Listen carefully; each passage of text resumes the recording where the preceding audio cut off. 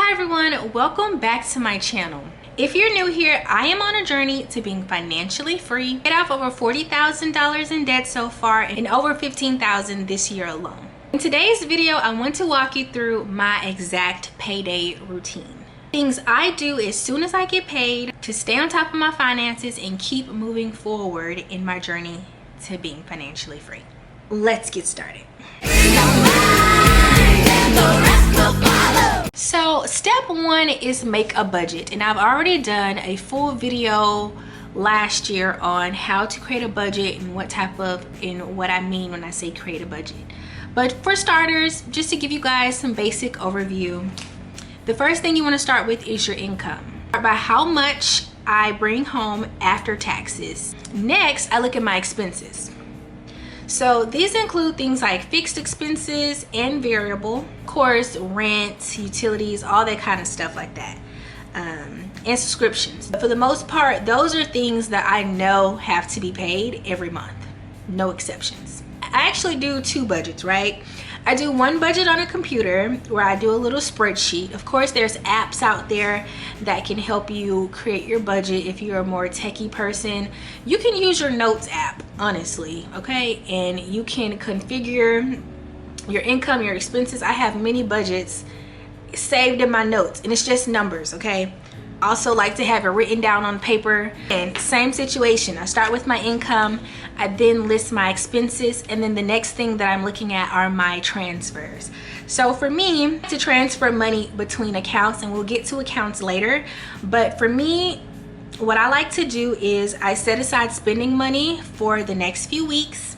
And then I also, since I am on a journey to being financially free, just finishing up my journey to being debt free. So we are debt free now, but now I am building up my 3 to 6 month emergency fund. So a portion of my transfers between accounts is to my emergency fund, which I have in a money market account at my credit union.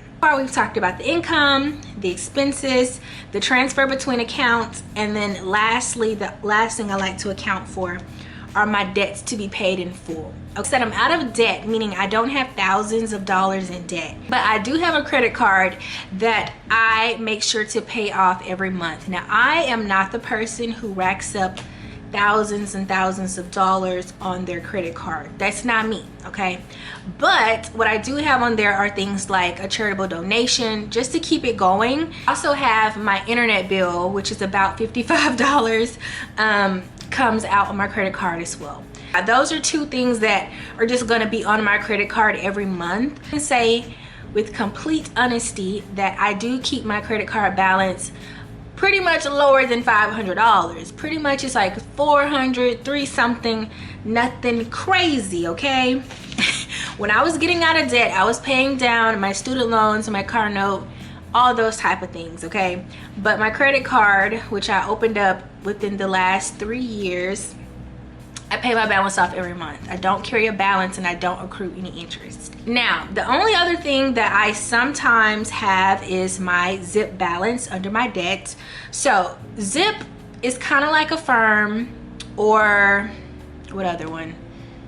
Klarna, something like that. It's kind of like that, or it pretty much is like that. It's a buy now, pay later service that I sometimes use. I don't always have a balance on here. I'm just being completely transparent with you all. I do utilize Zip occasionally. And the reason why I utilize Zip is because sometimes flight prices and stuff like that are just really good some days of the week. And spending money, when I budget my money to literally be zero, okay? So occasionally I will leverage Zip to make a purchase. Best believe I am paying off my balance within the next week or two, okay? I'm not holding on, I'm not dragging these payments out.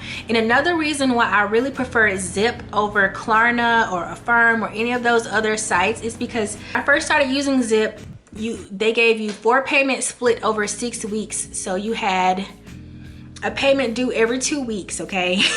And it's done. Like, you make the first payment, okay, on your own card. 2 weeks here, 2 weeks here, 2 weeks. That's it. Nothing else with Zip. The payment is going to be done in a month and a half.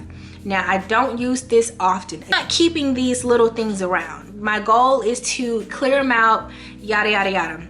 Now, again, after this, I had another plane ticket that I needed to buy, and I bought that one with cash because I had the spending fund for that. So I just went ahead and bought that cash. It was no problem, okay? I just want to be honest with y'all. So yeah, so that's what I do. The first thing I do is I make a budget. It can be digital, you can write it down. It doesn't matter. See what do you need to pay, when the due dates are, and yada, yada, yada. I down my income, my expenses. I total each category up, okay? And then what's left over at the bottom, my leftover is either gonna be a buffering account, or I assign that leftover money a name. I add it somewhere. It has to go somewhere. Usually if it's more left over, then it's gonna go towards my emergency fund, because that's my next biggest goal, getting my 3 to 6 month emergency fund fully funded. So now after my budget is done, okay, so now I've gotten paid, I've made my budget, I know where my money needs to go. Step 2 is I start making these payments that are not on auto pay. A lot of my bills are on auto pay. One thing that I don't have on auto pay is my rent, because I need to look over that. That's my largest expense item.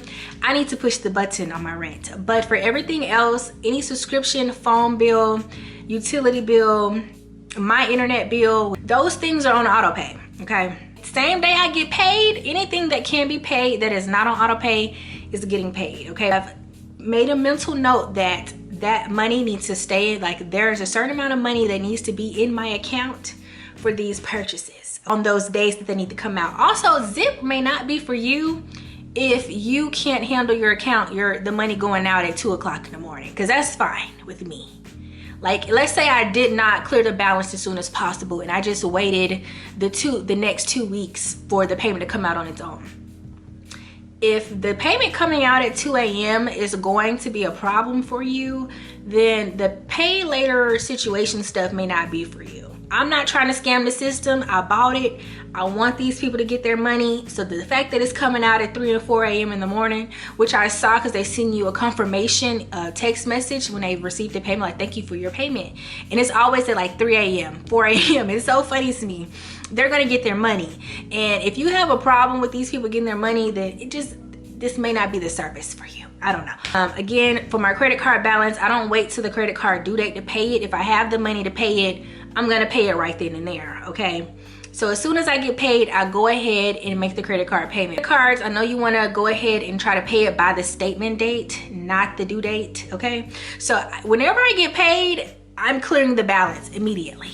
And that just helps me keep my utilization low, and it helps me avoid interest charges, because I don't want no charges. I don't want no interest. Don't interest me nothing. I'm not interested.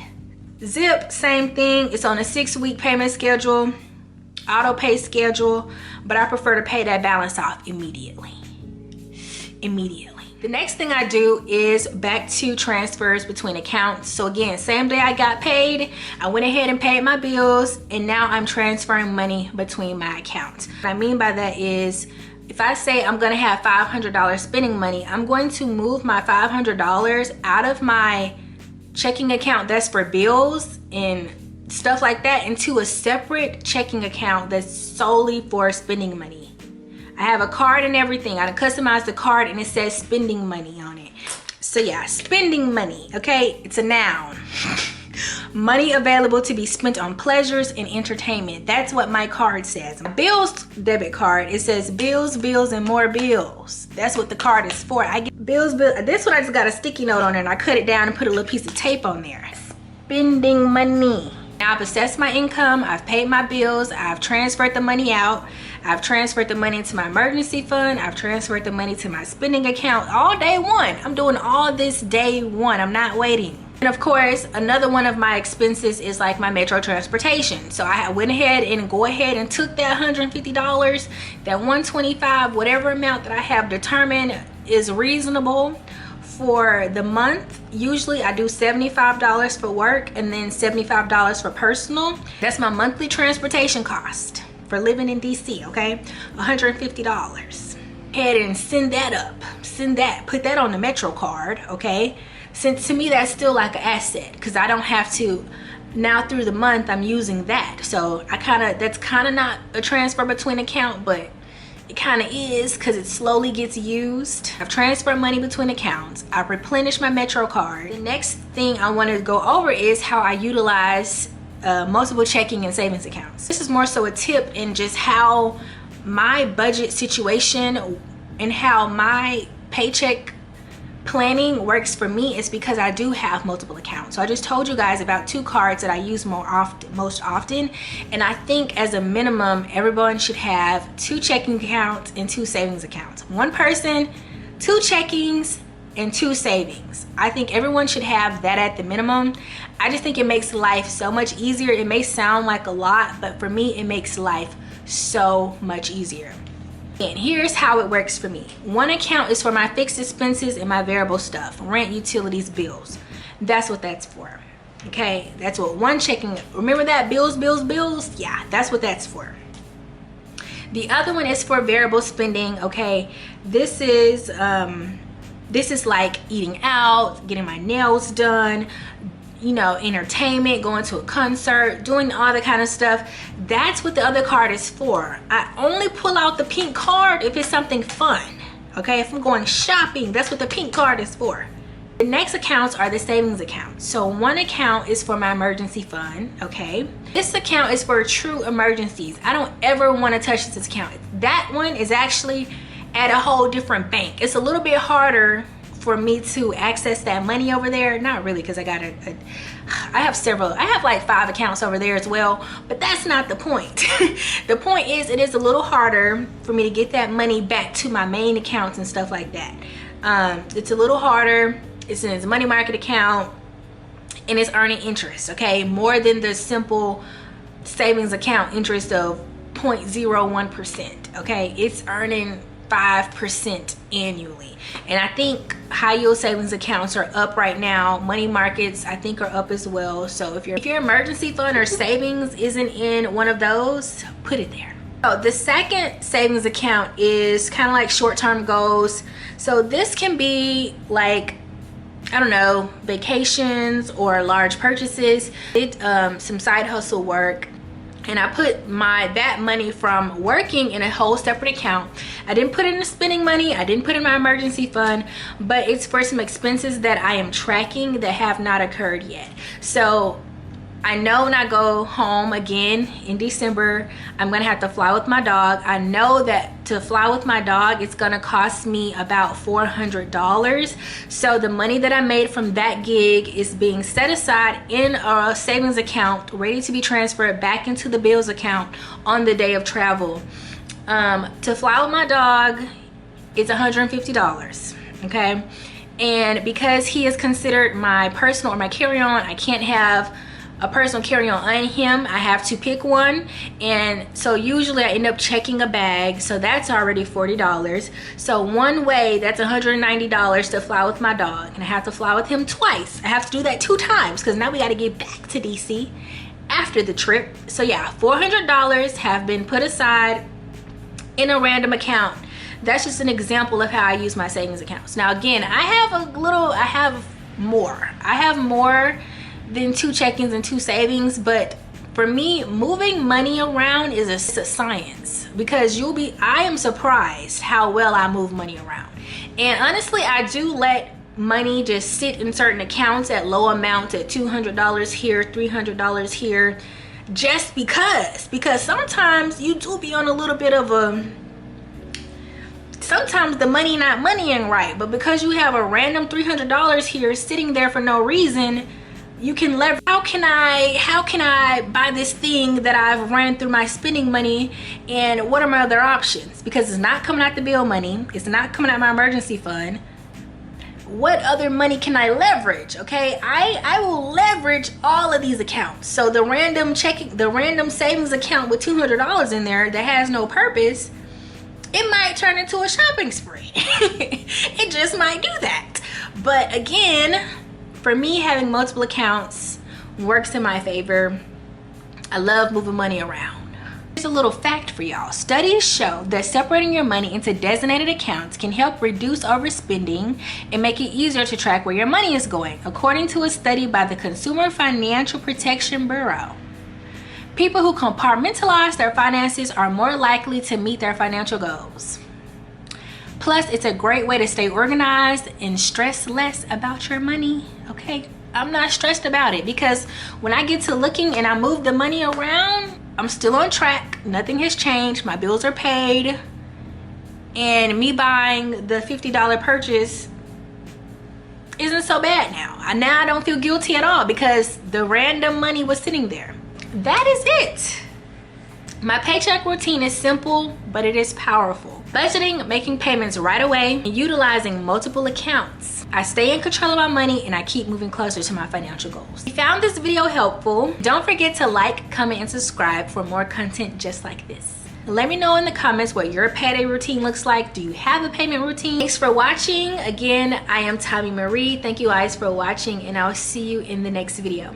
Bye-bye.